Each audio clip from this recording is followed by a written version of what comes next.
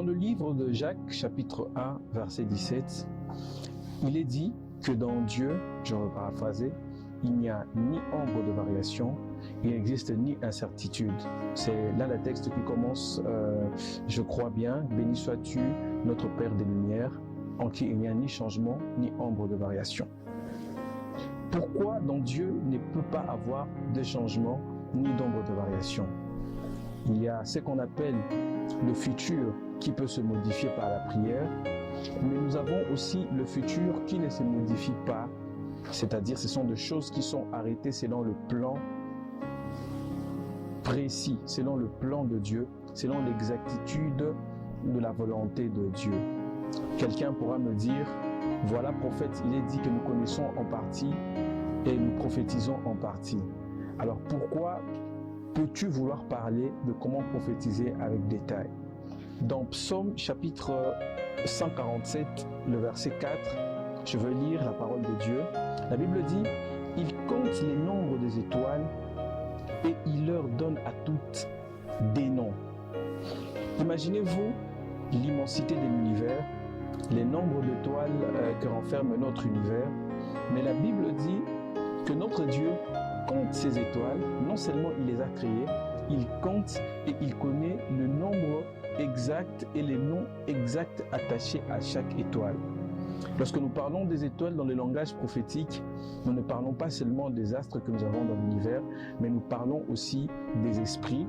Ça peut être des esprits, un esprit d'un homme, des esprits des anges déchus, des esprits des démons.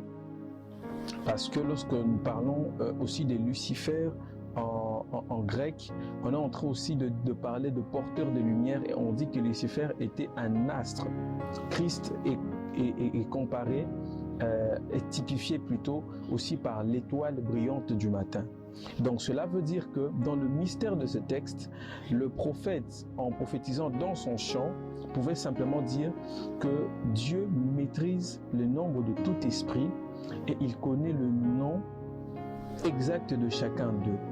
Et lorsque nous parlons du nom de manière prophétique, je donne d'ailleurs une clé ici, lorsque nous parlons du nom de manière prophétique, on est en train de parler ici du caractère qui sera attaché à cet esprit durant son existence ou son rôle. Cela peut être dans le temps ou hors du temps. Point. Donc la première clé pour prophétiser avec détail, c'est d'avoir la capacité de comprendre, de déduire le mystère qui est caché derrière le nom de la personne qui la porte. Voilà pourquoi pendant le baptême, pendant des séances de baptême, vous allez voir, il y a deux fois où l'homme de Dieu reçoit l'inspiration que le nom de cette personne puisse être changé.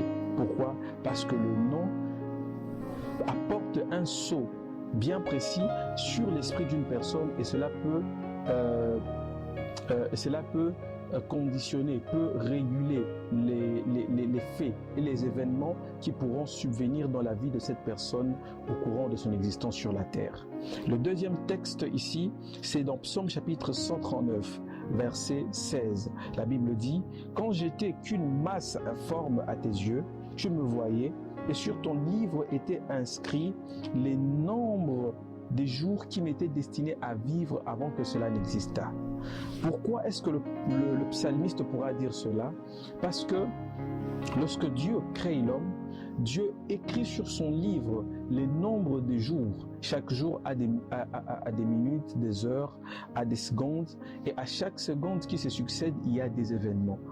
Et la capacité qu'un prophète peut avoir pour prophétiser dans le détail, c'est la capacité que le prophète a ou qu'il a dans son esprit de sortir où il est et d'avoir accès à ce livre afin d'avoir les détails précis des choses qui se sont déroulées dans le passé, qui se passent dans le présent et qui se passeront dans le futur.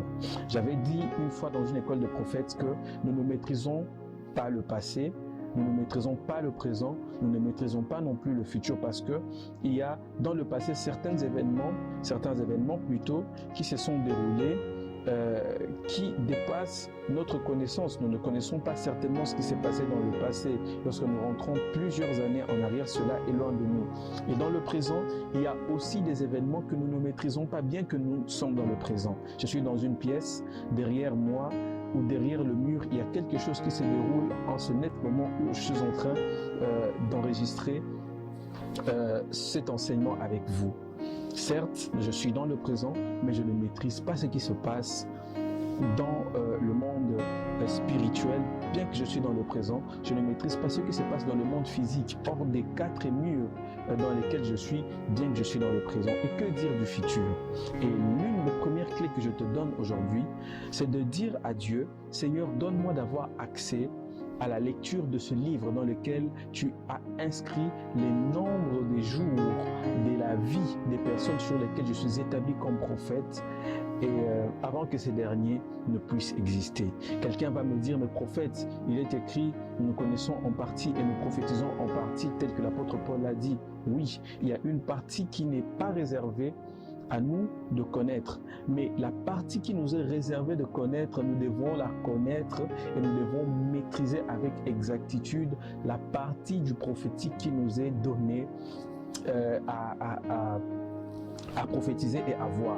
Dans le livre de Jacques chapitre 1 verset 17, vous allez voir, il est écrit que béni sois-tu Dieu notre Père, le Père de lumière, en qui il n'y a ni changement ni ombre de variation. Lorsque nous parlons de l'ombre, nous parlons de quelque chose qui est opaque. Mais la Bible est en train de dire que dans notre Dieu, l'opacité n'existe pas. Donc cela veut aussi dire que les variations ou les opacités ne devraient pas en principe être un domaine ou un obstacle ou quelque chose qui pouvait se mettre devant tes yeux en ta qualité de prophète afin que tu ne puisses pas voir.